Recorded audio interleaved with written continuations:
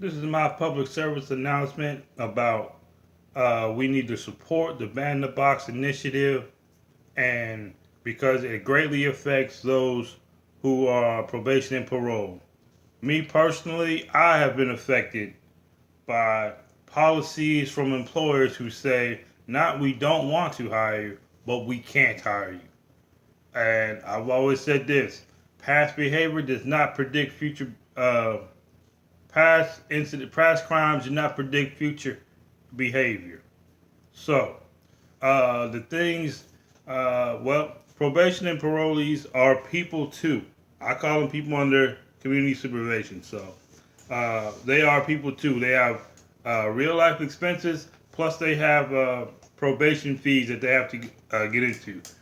You cannot make it on a minimum wage job, which is usually all that's allowed.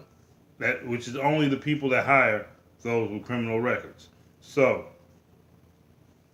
um, number one, it is illegal to blankly discriminate against those who have criminal records. It's under both the 14th Amendment and provisions in the 1964 Civil Rights Act, Title 12, which created the Equal Employment Opportunity Commission. One of their sub rules, is that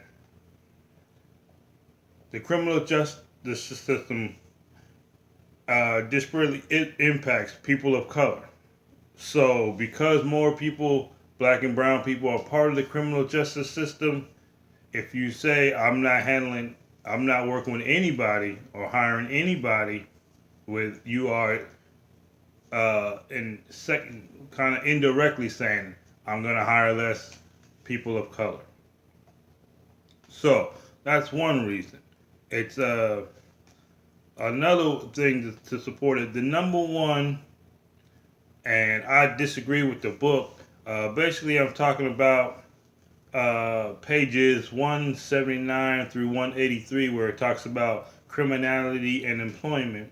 The book states that employment does not affect criminality, as in those who basically want to do crime will do crime. And I say it's a balance. If, like I said, you go in and you're getting paid minimum wage, you're working 25 to 30 hours, you're not seeing it because you have so many expenses that it's coming and it's going. And there's things you want to do, there's things you need to do to relax, to have fun. You can't do it because you're always working and you don't see anything. Well, a person might turn to the might turn to crime to get more money, even just to pay the bills and fees. So, uh, the Ban the Box initiative is an initiative that it allows people who are qualified and who fit the job to be to an opportunity to explain the context of their crime. I believe every crime has context. So, uh, it would let me see. So, if I apply to a job and I meet the qualifications for the skills, the availability, and everything, but I have a criminal record, I won't automatically be chucked out or not considered because I have a criminal record. If I fit the qualifications and have the knowledge, skills, and abilities that they need, I would be able to uh, go in because I have the knowledge, skills, and abilities that they want. I'd be able to explain what happened. Right. Uh, I've always heard, and the saying, "Go out and get a job." Well, it's not that easy. Getting a job is a partnership between an employer and employee. Having a criminal record kind of, uh,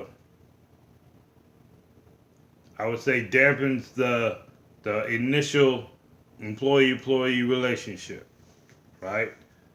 Employers, right, for their part, do not want to hire a criminal because they feel they would be liable, right? There's negligent hiring suits. There's, let me see, where did I put that?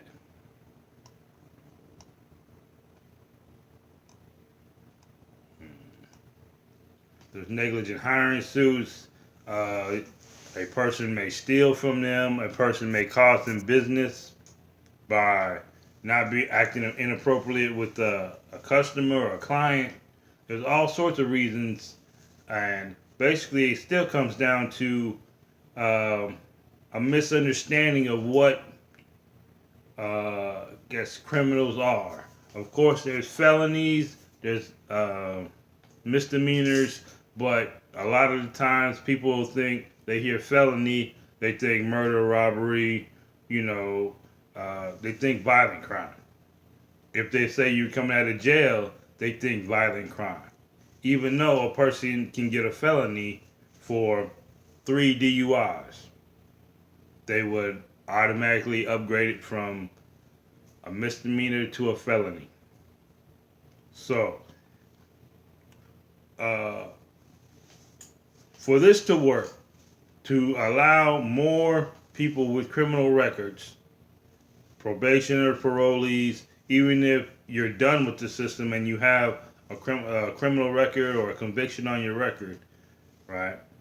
To make this work, there has to be an outreach and to a greater understanding on the part of the employers to want to accept a role. I believe that probation officers and parole officers can help is to be that advocate, to do more than just be a caseworker where you come in, they ask you if you've been following, you take your drug test, and then you leave.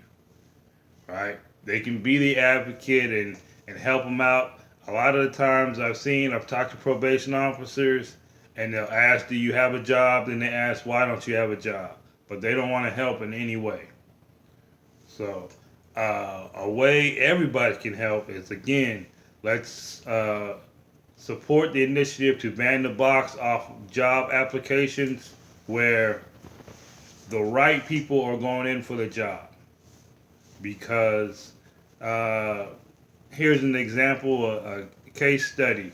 If Tyrone's getting out of jail, but he's been working in the kitchen for 5, 10 years running the kitchen, right? He shouldn't automatically be disqualified from a job in the kitchen because he has a criminal record. While somebody who doesn't have anything on their record, doesn't know how to run that kitchen, and they're getting a job, and then the employer ends up at a loss because it's either hire inexperience or hire some experience with a chance. I believe if you ban the box and you take that question off of applications, more people will have the opportunity to work, which would deter from people getting illicit money. Because, like I said, minimum wage jobs do not cut it. You cannot survive, you cannot live on your own with a minimum wage job. Well, like I said, let's support Ban the Box. Thank you.